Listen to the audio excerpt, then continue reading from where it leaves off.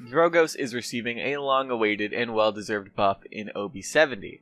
Currently, he's arguably the least effective of the 3 blasters, or even the least effective of the 4, if you count Pip. Yeah, Catalyst Pip is honestly better than Drogoz in most situations right now.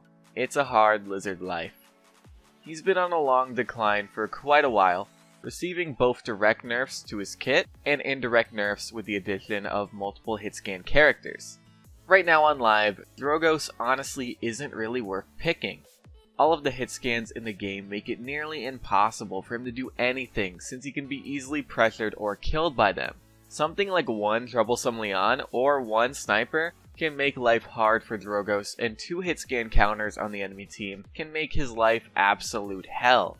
Often, there's more than 2 counters on a team if you take into account that some projectile characters like Cassie and Shaolin take Drogoz on very easily as well. The 30% hitbox reduction Drogoz received was a step in the right direction, but it wasn't really enough to boost him back into viability. However, with OB70, he's finally receiving the buff he needs. His rockets are getting a projectile speed increase, something I have been wanting for quite a bit. This buff puts his rockets up to around the same speed as Eevee's blasts. It's nothing too crazy, but it greatly increases Drogoz's viability, much like it did with Maeve back when hers got the same buff. Let me explain why. Well, for one of the reasons Drogoz is so weak to hit scans is because they can hit him much easier than he can hit them. He has to take travel time into account and predict their movements, which is half skill and half luck. If he doesn't get lucky enough, he won't be landing any hits on them, while they're easily landing hits on him due to their attacks being hit scan and Drogoz likely being in the air, which turns him into a clay pigeon basically. With the rocket speed buff, however, Drogoz can land rockets more consistently at longer distances, allowing him to duel enemies more effectively without having to be too close to them. The amount they buff the speed by is perfect. It's enough to allow Drogoz to take on more enemies, but it's not enough to make him overpowered or blatantly easy. There's still that need for prediction, but there's less luck needed to land rockets as well, so it's a win-win. The buff also affects the viability of his talents. Right now, Combustible is really the go-to Drogoz talent. The knockback and increased damage through the dot is powerful and consistent. Fusillade is also good, but with his rockets being so slow, and there being so many hit scans, getting the same value out of it as Combustible is often not really possible or worth it. Wormjets isn't bad, but it isn't really worth it either, because you lose out on a lot of damage. With his rockets being so slow, you lose out on a lot of extra damage to make up for the inconsistent rocket damage. As for Reign of Terror, it's bad, don't use it, it's not worth it. Insert angry comment about not explaining why it's bad. Okay. It's a little bit of bonus damage on a 20-second cooldown ability, while Worm and Fusillade are passive buffs with no cooldowns, and Combustible Fire Spits are on a low cooldown that can be reset. Yes, I am aware there are cards to help lower salvo cooldown, but it's still not worth it. Reign of Terror is one of the worst talents in the game, arguably only topped by Defiant Fist. Moving on, this buff helps to make both Worm and Fusillade better. Since you're able to do more consistent rocket damage, Worm isn't as much of a hindrance. You can have both consistent damage as well as high mobility to make it harder for hit scans to hit you, since you're going faster and can get behind cover faster. As for Fusillade, again you will have more consistent rocket damage, which means you'll be able to land direct hits more frequently, and Fusillade rewards that even further. It'll be a lot easier to 2-tap those hit scan and flank counters.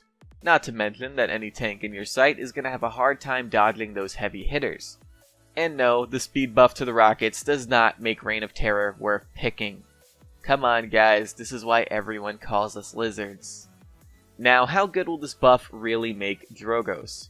Well, in comparison to the other blasters, I see him easily being better than Pip and Willow.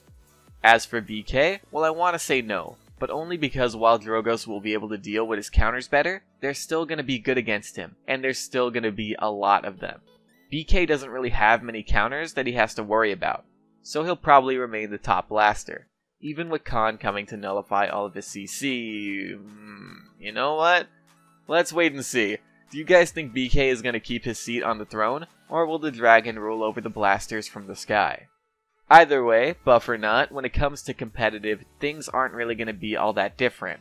Drogoz is a late pick. You don't want to pick him early because the enemy can easily stack counters against you, and while he does do better against his counters, he's still going to suffer quite a bit from having to deal with multiple of them. He's also not going to end up being a very good ban because of the fact that he has so many counters. The tools for dealing with him are always going to be available and viable even on his best maps. You're also not going to want to pick him on maps like Timbermill, Frozen Guard, and Fish Market because those are the maps his counters thrive on. If none of his counters get picked on those maps somehow, then hey, you could pick him, but the odds of that are pretty low, especially with how powerful snipers are. Anyway, that's my take on Drogoz going into OB70. What's your guys' take? Let me know in the comments below.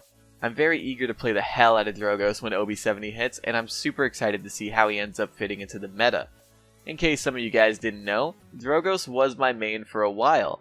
I would play him and put footage of him in my videos all the time.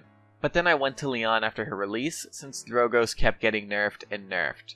But yeah, now things are turning around, so thank you Hi-Rez for giving him the power he needed to come back into the spotlight a bit. We do only have 3 blasters in the game, so it's important that they're all viable. And that's pretty much it guys. I'll be talking about Khan and his buffs next, so look out for that video. I want to thank you all for watching, I very much appreciate it, and I'm going to see you guys later. Bye!